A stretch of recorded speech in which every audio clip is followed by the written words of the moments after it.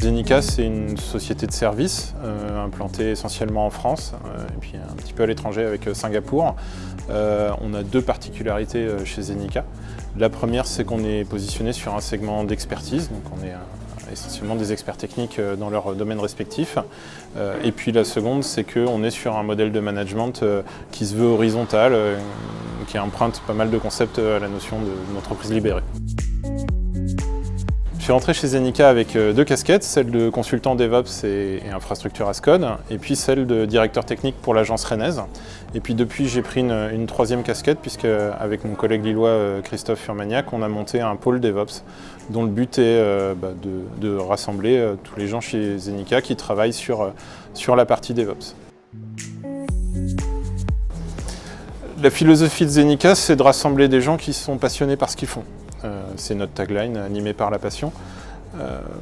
L'idée derrière ça, c'est qu'on est positionné plutôt sur un segment qui est à l'avant de la vague et que donc on a besoin de gens qui sont suffisamment passionnés pour avoir cette curiosité, cette veille permanente et puis pour toujours aller chercher les nouveautés et les défricher et pour être capable de les apporter à nos clients. En tant que consultant, ça m'apporte le fait de à la fois rester à la pointe dans mon domaine d'activité avec du temps dédié pour le faire.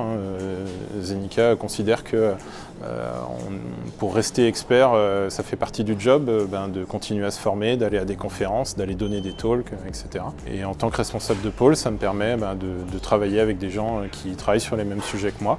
Donc en l'occurrence, moi je suis responsable du pôle DevOps, mais il y a d'autres pôles chez Zenica.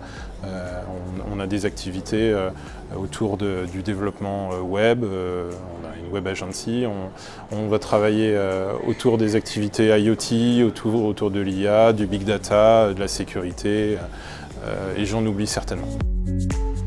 Zenica, à partir du moment où on cherche des gens passionnés, on cherche des gens qui vont être capables de s'impliquer dans Zenica, qui vont être capables d'avoir de la prise d'initiative et qu'en symétrie de ça, évidemment, on va créer un espace de liberté pour les consultants et on va les aider à s'auto-former, à continuer à rester à la pointe de leur domaine. Ça passe par le fait d'avoir de la formation quand c'est nécessaire, ça passe par le fait de faire ce qu'on appelle chez nous des technosaures, c'est-à-dire des journées pendant lesquelles les consultants vont proposer des conférences sur les sujets de veille du moment, sur les sujets sur lesquels ils ont pu travailler chez leurs clients.